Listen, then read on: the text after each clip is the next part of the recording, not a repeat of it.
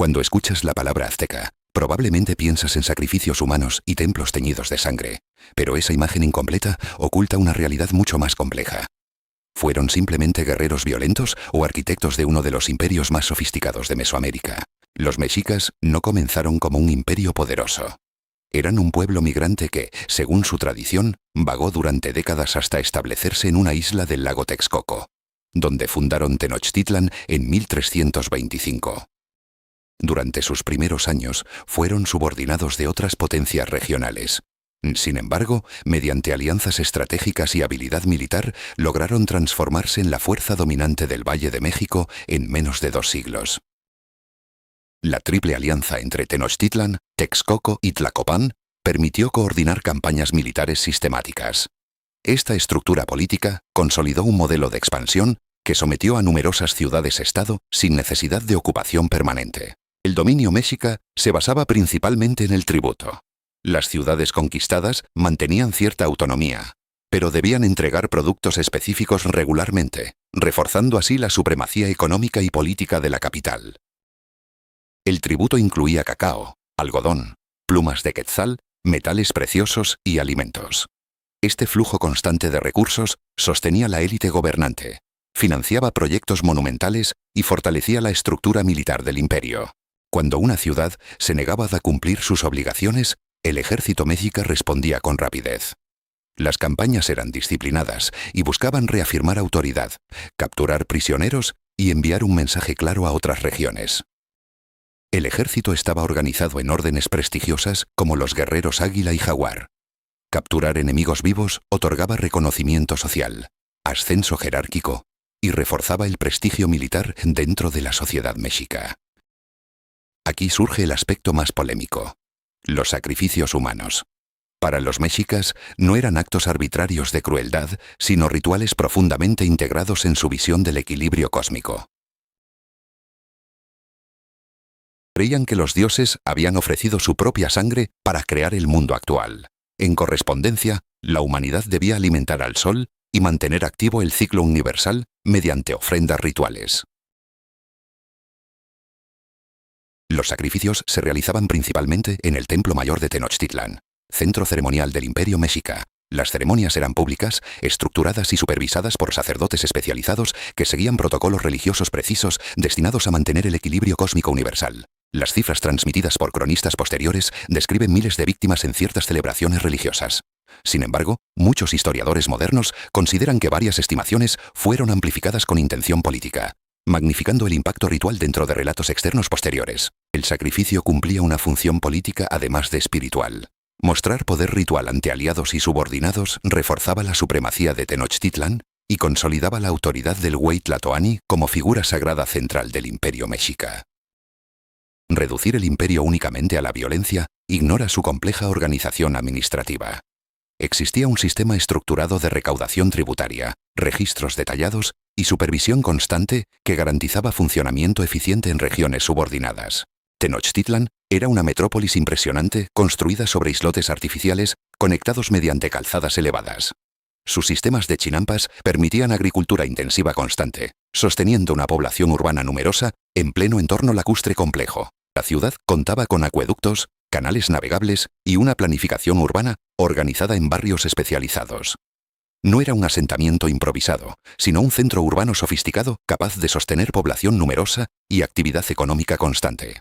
El mercado de Tlatelolco reunía diariamente a miles de comerciantes provenientes de distintas regiones. Allí se intercambiaban alimentos básicos, herramientas, textiles y bienes de lujo en un sistema comercial dinámico y cuidadosamente regulado. La educación estaba institucionalizada y diferenciada por clase social. Los nobles acudían al Calmecac para formarse en religión y gobierno, mientras los plebeyos asistían al Telpochcalli para entrenamiento militar disciplinado. La movilidad social existía aunque era limitada. Un guerrero destacado que capturaba varios prisioneros podía obtener reconocimiento público, prestigio y ciertos privilegios dentro de la estructura jerárquica mexica. El Güey Tlatoani concentraba autoridad política, militar y religiosa. Gobernaba con apoyo de nobles y sacerdotes. Pero su figura era presentada como elegida por mandato divino dentro del sistema imperial.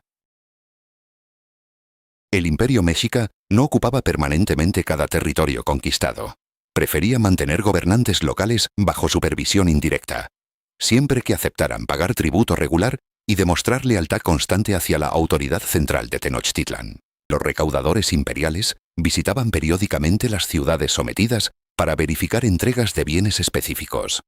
Cualquier retraso o resistencia podía interpretarse como desafío político abierto y provocar una respuesta militar inmediata.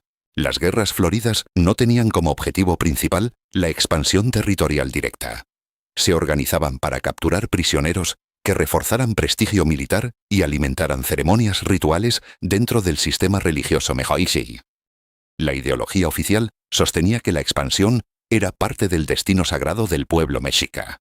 Los mitos fundacionales legitimaban el dominio territorial como mandato otorgado por sus principales deidades protectoras. A pesar de su organización eficiente, el sistema generaba tensiones constantes. El peso del tributo y las campañas periódicas podían alimentar resentimiento creciente en regiones subordinadas al poder central. La estabilidad imperial dependía de un equilibrio delicado entre intimidación visible y administración efectiva. El poder debía demostrarse con suficiente fuerza para disuadir rebeliones, pero también con organización capaz de sostener producción y circulación constante de recursos estratégicos. La religión impregnaba cada decisión estratégica relevante dentro del imperio.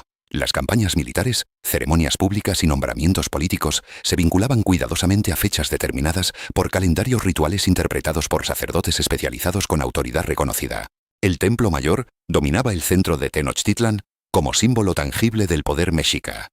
Su arquitectura monumental representaba la conexión directa entre gobierno, sacerdocio y fuerzas cósmicas que legitimaban expansión y supremacía territorial. Las ceremonias masivas cumplían funciones religiosas y políticas simultáneamente. Al reunir a miles de personas en la plaza central, reforzaban cohesión interna y recordaban públicamente la supremacía espiritual de la capital sobre regiones sometidas. El control ideológico resultaba tan importante como la fuerza militar organizada. Relatos de migración, mitos fundacionales y símbolos sagrados construían una narrativa que justificaba expansión territorial y subordinación como parte natural del orden cósmico. La nobleza desempeñaba un papel crucial en la administración regional del imperio. Gobernadores aliados aseguraban cumplimiento tributario constante, lealtad política sostenida y coordinación militar cuando la capital requería apoyo estratégico inmediato. Los pochtecas, comerciantes de larga distancia, extendían influencia económica más allá de territorios directamente controlados. Además de intercambiar bienes exóticos valiosos, recopilaban información estratégica sobre rutas comerciales y posibles conflictos regionales. Las chinampas permitían producción agrícola intensiva mediante parcelas artificiales construidas sobre el lago. Este sistema innovador garantizaba abastecimiento constante de alimentos y sostenía población urbana considerable en un entorno lacustre desafiante. La sociedad mexica estaba claramente estratificada en múltiples niveles jerárquicos definidos. Nobles, sacerdotes, guerreros, comerciantes y campesinos ocupaban posiciones específicas dentro de una estructura rígida pero funcional.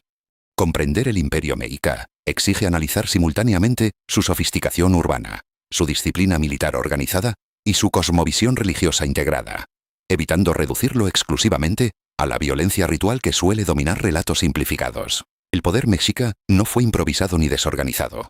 Se sostuvo sobre planificación militar disciplinada, administración tributaria constante y una narrativa religiosa poderosa que legitimaba la expansión territorial como parte inevitable de un mandato cósmico superior. Reducir a los aztecas únicamente a sacrificios humanos distorsiona su complejidad histórica.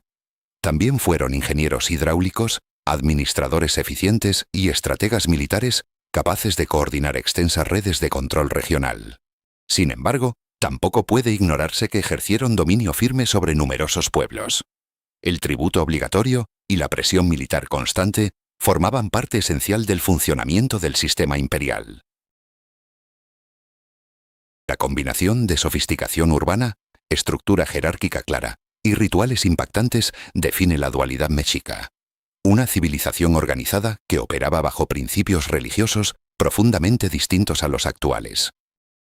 El equilibrio entre coerción visible y administración estable permitió sostener el imperio durante generaciones.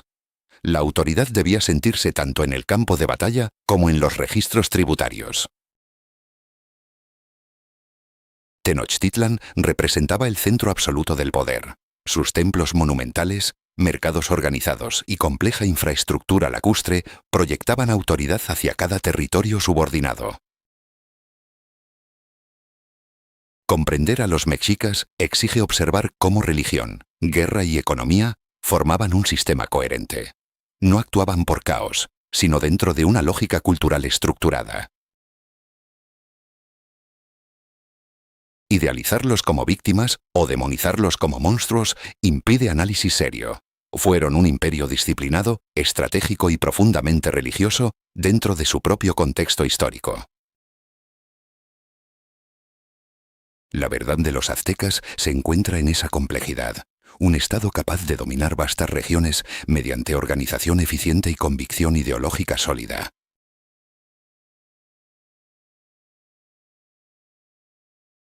Si quieres seguir explorando civilizaciones que combinaron poder militar, estructura política y cosmovisión religiosa para construir imperios duraderos, acompáñanos en el próximo viaje al pasado.